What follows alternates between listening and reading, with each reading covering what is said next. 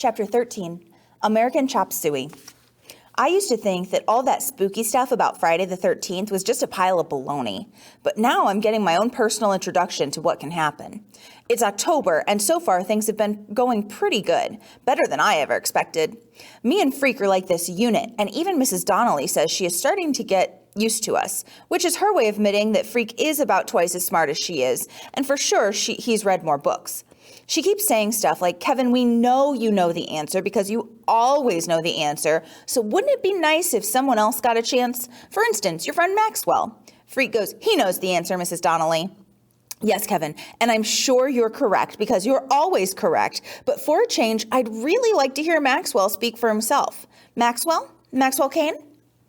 This is dumb because what does it matter if I know the answer? If I don't know, then Freak can tell me and he'll say it in a way I can understand, which is a lot better than Mrs. Donnelly can do. So what I do, I just shrug and smile and wait because I know she'll get tired of asking and move on to the next. As a matter of fact, I do know the answer. The reason Johnny Tremaine got mad and hateful is because he burned his hand in a stupid accident. And I know about that because Freak had been showing me how to read a whole book. And for some reason, it all makes sense, where before it was just a bunch of words I didn't care about.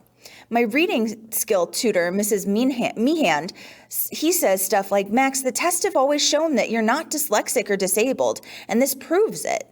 As you know, my personal opinion has always been that you're lazy and stubborn, and you don't want to learn. So if hanging out with Kevin somehow improves your attitude and your skills, that's great. Keep up the good work. It was Mr. Meehan who had a word with Mrs. Donnelly, and that's why she finally gave up on trying to make me talk in class. And instead, she waits until study hall, where she asks me the same questions alone, and I tell her the answers. She still doesn't get it, though, because she always goes, but Maxwell, if you can speak to me, then you can speak to your classmates, right? Wrong. Big difference. I can't explain what it is, except that my mouth shuts up when there's more than one or two people, and a whole classroom full? Forget it. Okay, you're shy about public speaking, but how does that apply to writing down the answers? If you can read, then you can write, right? Wrong again. The reading stuff Freak helped me figure out by showing how words are just voices on paper. Writing down the words is a whole different story. No matter what Freak says, writing this stuff down is not like talking, and my hand feels so huge and clumsy. It's like the pencil is a piece of spaghetti or something, and it always keeps slipping away. Mrs. Donnelly says, okay for now. She's satisfied I can read, but we'll really have to work on this writing thing, won't we, Maxwell? And when she says that, I just nod and look away, because inside I'm thinking, forget it, no way. Like Freak says, reading is just a way of listening, and I could always listen, but writing is like talking, and that's a whole other ballgame. Anyhow, what happens first on Friday the 13th, we're in homeroom when this note comes from the principal's office. Maxwell Cain, your presence is requested. Gulp. So Freak and I get up and go to the teacher and the teacher says, no, Kevin, you stay here. Mrs. Addison was very specific. Maxwell is to go alone. Freak starts to smart mouth her, and then he changes his mind and he nudges me and whispers, just give him name, rank, and serial number. Deny everything? You aren't back by 1000 hours, we'll organize a search and rescue mission. He offers to lend me his dictionary in case I want to try out any big words on Mrs. Addison, but I'm already so worried about being called in alone. All I can think about is they're going to put me back in the learning disabled class. I've already decided I'll run away if they do that. I'll go live in the woods somewhere and jump out and scare people. Anyhow, I don't take Freak's dictionary along because my hands are trembly and I might drop it. Or Mrs. Addison might ask me a word and I'll forget how to look it up and prove I'm still a butthead goon.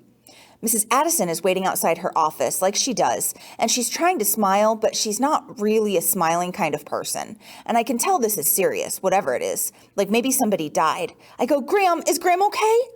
Yes, everyone is fine. Come in and sit down, Maxwell, and please try to relax. Yeah, right. Mrs. Addison is sitting there in her big chair, and she's looking up the ceiling, and then she's looking at the floor and at her hands, and finally she gets around to looking at me. This is rather difficult, Maxwell. I don't know where to begin. First, let me say we're all very pleased with your progress. It's nothing short of miraculous, and it almost convinces me you knew how to read at your level all along and were for some reason keeping it a secret. I'm not really hearing what she's saying because there's like this little bird fluttering around inside my chest, and it makes me blurt out, "You're putting me back in LD, right?" Mrs. Addison comes over and pats me on the shoulder. I can tell it makes her nervous touching me, but she does it anyway. And she goes, no, nothing like that. This has nothing to do with school, Maxwell. This is a personal situation. Because I have to go back in the LD class, I won't. I just won't. I'll run away. I will. Maxwell, this is not about your classwork or even about school. This is about your, father. My father, which makes me wish all of a sudden I'd done something wrong and Mrs. Addison was just giving me detention. She takes a deep breath and folds her hands together like she's praying, and she says, a request has been forwarded to me from the parole board. A request from your father, Maxwell. Your father wants to know if... I don't want to hear it. I jump up and cover my ears, holding my hands real tight. Don't want to hear it. Don't want to hear it. Don't.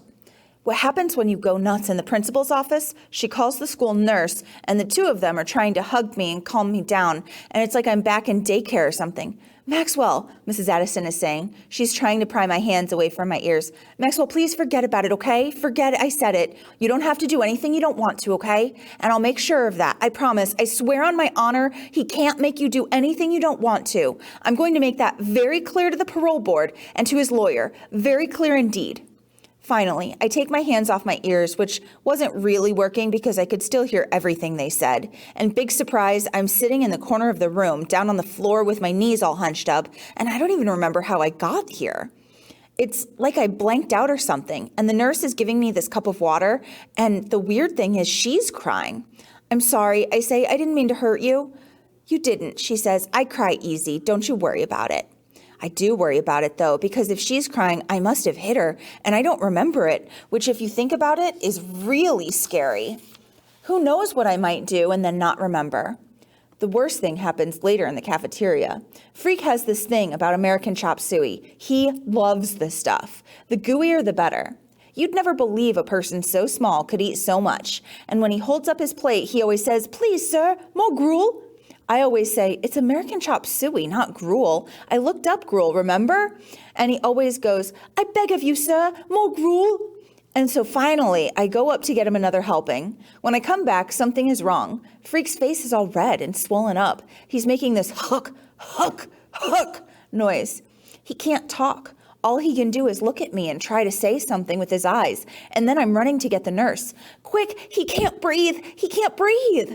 Then she's running as fast as me, and she's yelling for someone to call an ambulance.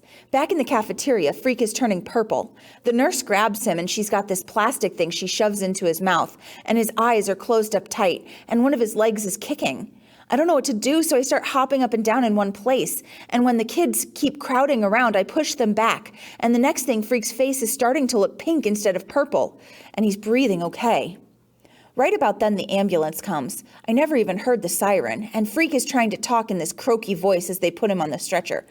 I'm okay, he keeps saying. Really, I'm okay. I just want to go home. The deal is, once they call the ambulance, you have to go to the hospital and get checked out. That's a rule. I keep trying to get in the back of the ambulance with him, but they won't, then has to come out and pull me away until the ambulance leaves with just the light going and not the siren. You've had quite a day, haven't you? She says, walking me back into school. It's not me who had quite a day, I say. Kevin is the one. All he did was try to eat his lunch. Mrs. Addison gives me this look, and then she goes, You're going to be okay, Maxwell Kane. I'm sure of it now. She's okay for a principal, but for some reason, I still can't make her understand that it's not me who had a really bad day on Friday, or who had a really bad Friday the 13th. And I swear on the dictionary, if Freak ever tries to eat American chop suey again, I'll dump it on his head or something.